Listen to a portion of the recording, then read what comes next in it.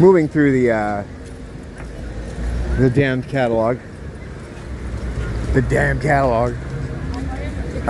The Black Album, released in 1980. This was the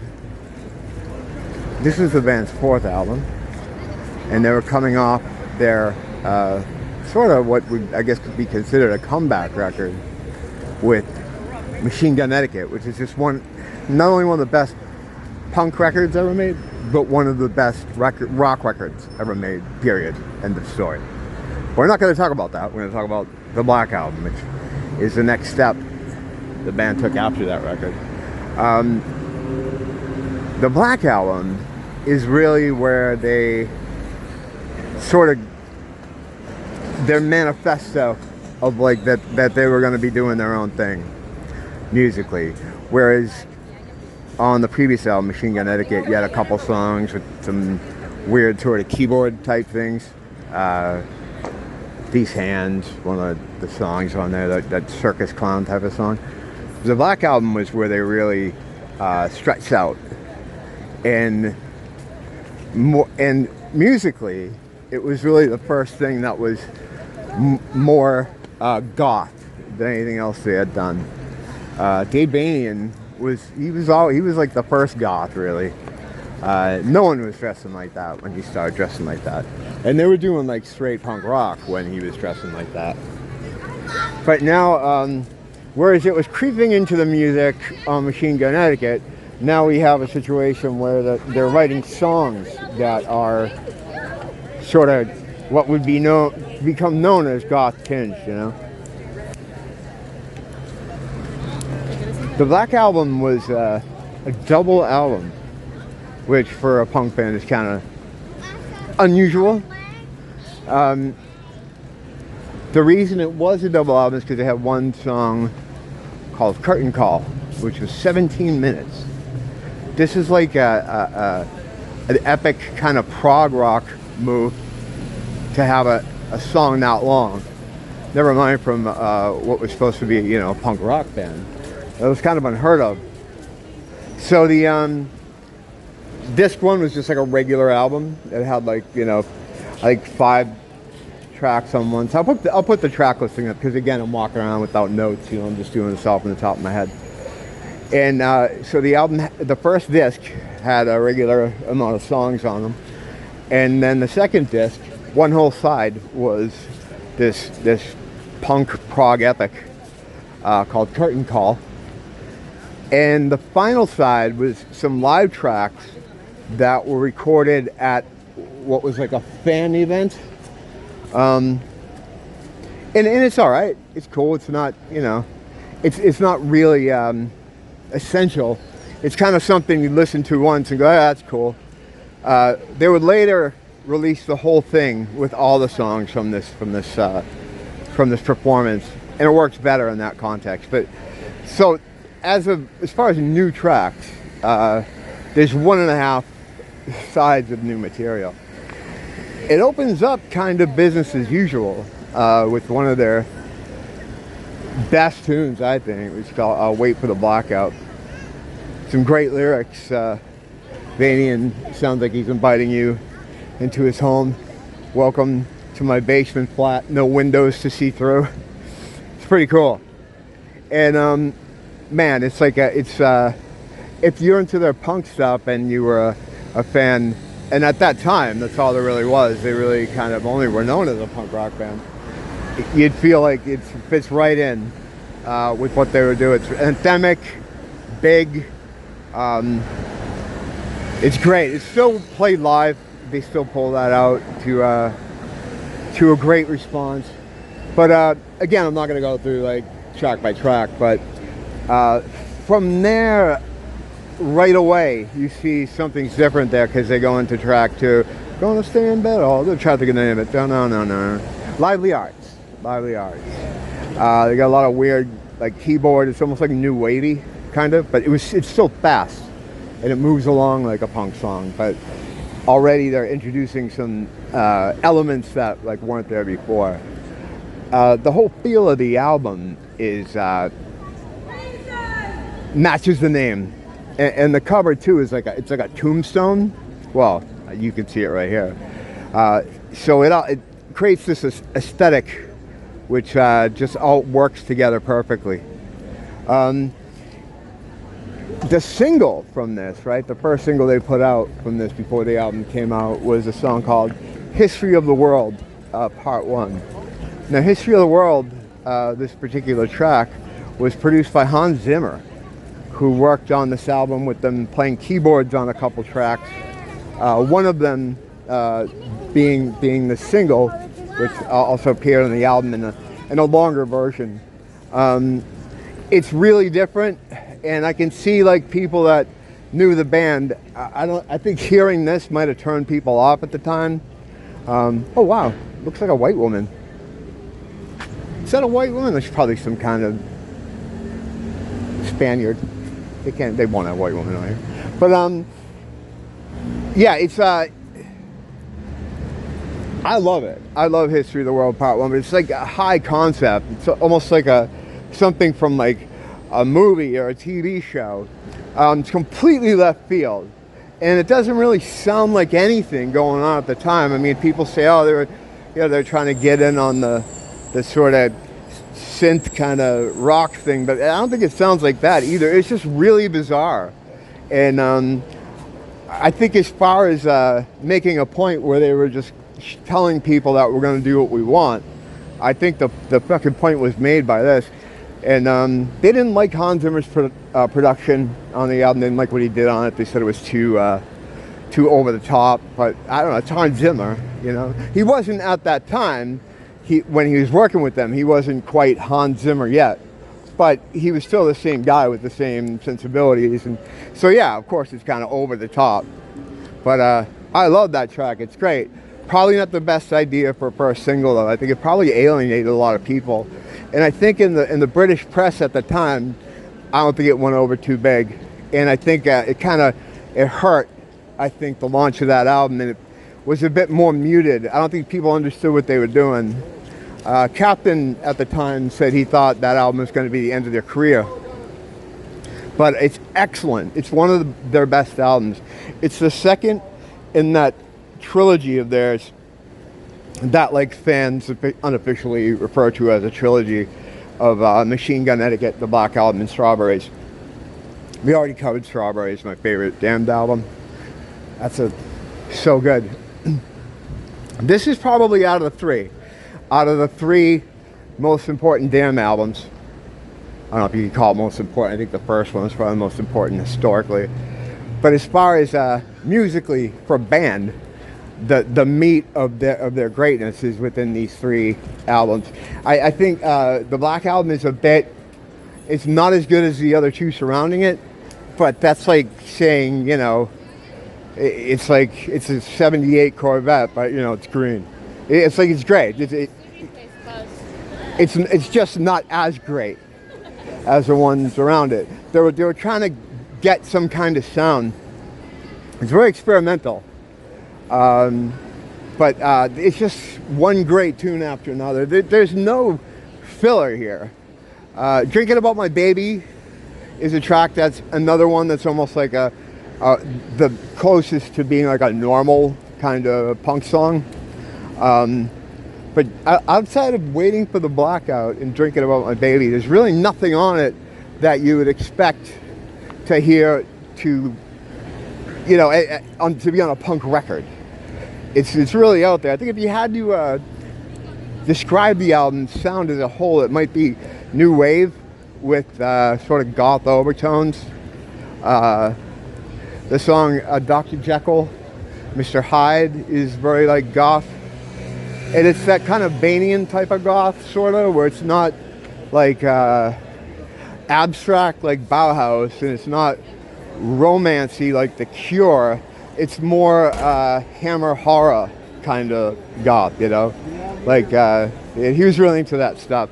Dave liked like movie soundtracks and things like that. He was a big fan of movie soundtracks and, I don't know, I wouldn't say show tunes exactly, but this would come to be, would all come to fore a couple of years ago when they did the Night of a Thousand Vampires gig, where they sort of brought all these kind of, they worked with Hammer Horror, worked on that show with them.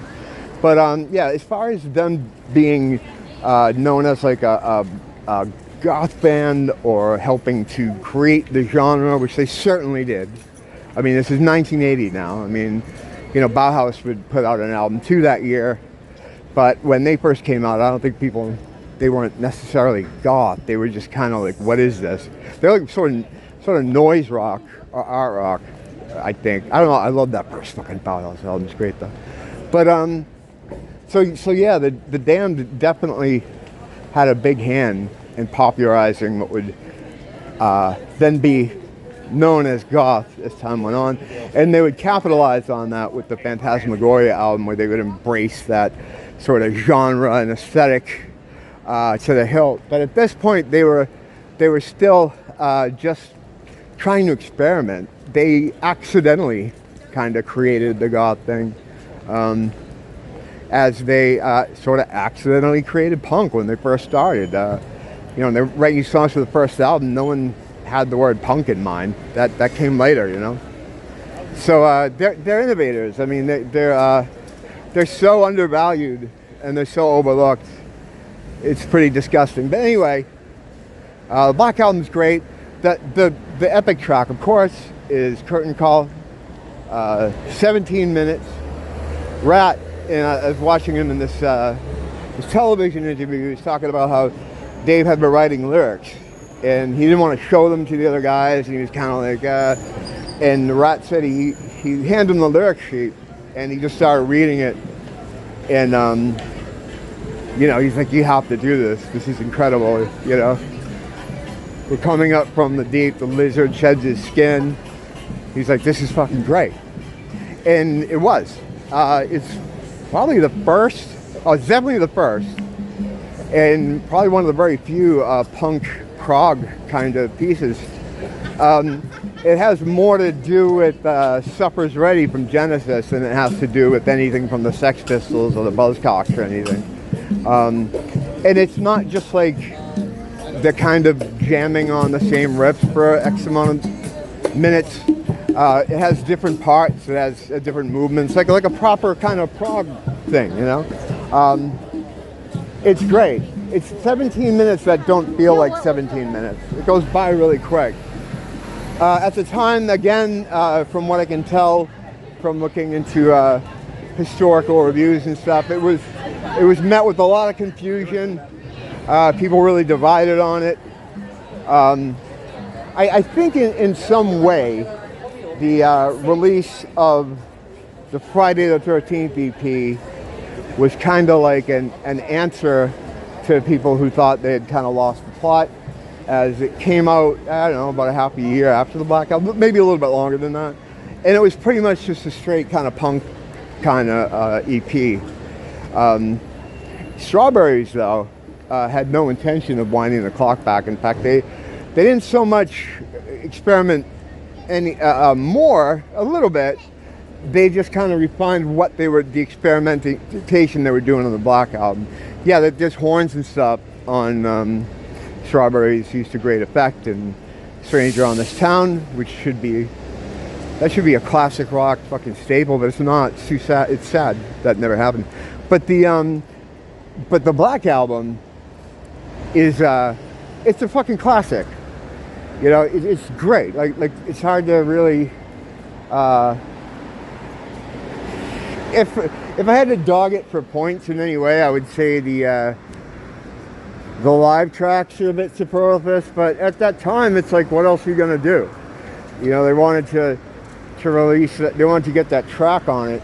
I mean, I could probably have lived with that being one side of a single album, and then maybe weeding out the best 5 or 6 tracks. You know, because there are some things on there like Twisted Nerve. Captain sings lead on Help Me. Silly kids games, I'm gonna turn my window down, yeah. I know. I could do without that song. Silly Kids Games? Is that what it is? Whatever. He sings a track on there. It sounds like something that would be on a Captain solo album. with a little bit of a different production. So I mean, it's not perfect, you know, but the song still isn't skippable. Even the bad ones, or not bad ones, even the less interesting ones are still entertaining enough to keep you listening to the whole thing through. You know, all the accolades have been piled on this album in more current world, current year. People recognize it for what it is, but at the time it had a rough road. I think a lot of people felt like they lost the plot, you know. And I mean, it's different. It's certainly different. But what they always felt, and they would say this too, is that when punk first began, the idea that you should be able to do whatever you want was like their idea of what it was. There should be no barriers. There should be no. You should be able to do what you want. But it seems like that didn't happen. It felt like it quickly became a uniform style, visually and musically, especially when you get to like second wave UK punk. And I mean, I like some of those bands too. You know, it's just that it became, they took all the sort of aggro elements of what the Damned was doing, and in a way too, the Orange County kind of punk scene did too. They were very influenced by the Damned. The Damned were the first real punk band to go over there into Orange County, and they inspired a bunch of bands to play. But again, over there too, although there's some great bands, the Orange County scene is great. It's very, it's kind of one thing. It's just kind of fast, and you know, there's not a lot of let's try something different. It seemed like no one took those cues from the Damned. It's too bad too, because they were moving in a direction that they were more almost like a classic rock band. You know, they were doing a lot of stuff on the Black Album, which isn't all that different from, you know, maybe the Who or something like that, you know. But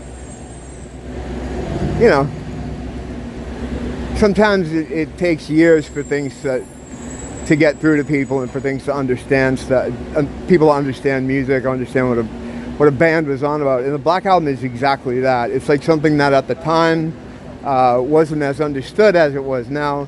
You can look back and see the whole picture, you know, and see that there was a plan, you know what I mean? And it fits in with what they were doing.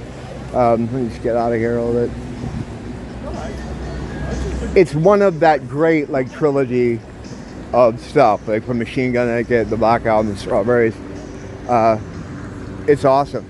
At the time, the band, you know, was still kind of struggling financially. Rat, I think, and his dad were managing the band at this point. I think by that point, Rat and his dad were running the show. On bass, actually, was Paul Gray, who took over for Algie Ward, who was on Machine Gun Etiquette. He was gone. I don't know what happened with him. I think he was. There's a lot of different stories about that, about what was happening with Algie at the time. But it's too bad he didn't stay, because I really liked him. But Paul Gray, to me, is the Damned's bass player. Like the Damned as a band, the major, you know, components of the group are Rat, Dave, and the captain. But if there was the one bass player that you would pick, who would be the, you know, what a lot of people, not just me, kind of see as the Damned bass player, it would be Paul Gray. And Paul Gray's still in the band now. He's currently with them, and he's playing on this new album that they have coming out, Darkadelic, which is the reason why I'm doing this.